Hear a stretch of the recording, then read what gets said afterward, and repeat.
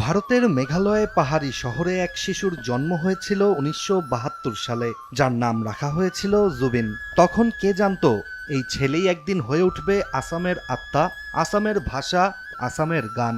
৫২ বছর বয়সে সেই কণ্ঠ থেমে গেল সিঙ্গাপুরে।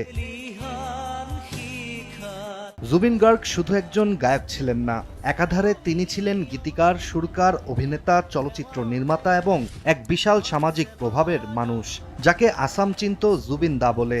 জুবিনের হঠাৎ মৃত্যুতে ভেঙে পড়তে দেখা যায় তার স্ত্রী, যিনি নিজেও বেশ জনপ্রিয় পুরো আসামে। স্বামীর মৃত্যুর সংবাদ শুনে স্ত্রী গারিমা সাইকা গার্গকে দেখা যায় ছাদে অবস্থানরত অবস্থায় কাঁদতে।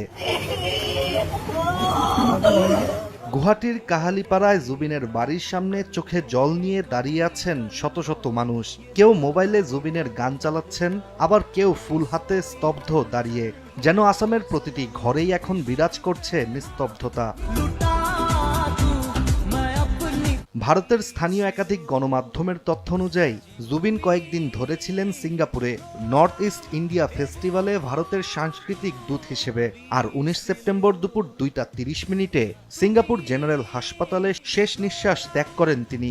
সংগঠকদের তরফ থেকে জানানো হয়েছে, ইয়ট ভ্রমণের সময় স্কুবা ডাইভ করতে গিয়ে শ্বাসকষ্ট দেখা দেয় জুবিনের। দ্রুত তাকে হাসপাতালে নেওয়া হলেও জুবিনকে আর ফেরানো যায়নি।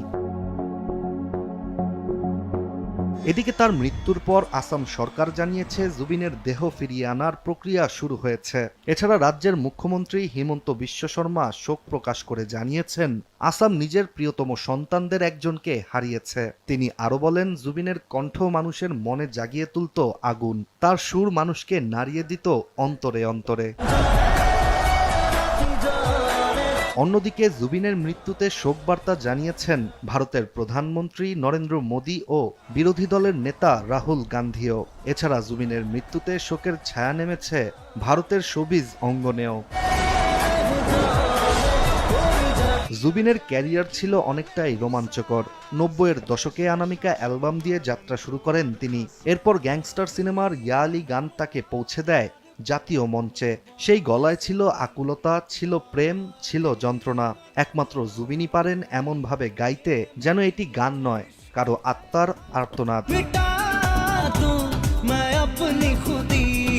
তবে শুধু গানেই থেমেছিলেন না তিনি, তুলেছেন প্রতিবাদের কণ্ঠস্বরও। ২০১৯ সালে নাগরিকত্ব সংশোধনী বিলের বিরুদ্ধে যখন গোটা আসাম উত্তাল, তখন জুবিনও ছিলেন রাস্তায়। মুখ্যমন্ত্রীকে চিঠি লিখে জানিয়েছিলেন নিজের আপত্তি, প্রকাশ্যে ঘোষণা দিয়েছিলেন প্রয়োজনে আন্দোলন গড়ে তুলবেন তিনি। আর সেই সময় তার মতো একজন জনপ্রিয় শিল্পীর এমন অবস্থান ছিল সাহসিকতার প্রতীক।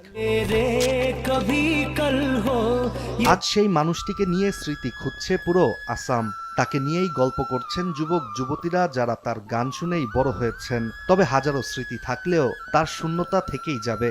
জুবিন নিজের গান দিয়ে ভাষা, সংস্কৃতি আর প্রতিবাদ তিনটিকেই এক সূত্রে বেঁধেছিলেন। আজ সেই সুর থেমে গেছে, কিন্তু তার ছায়া চিরতরে থাকবে ভক্তদের কণ্ঠে, মঞ্চে ও হৃদয়ে।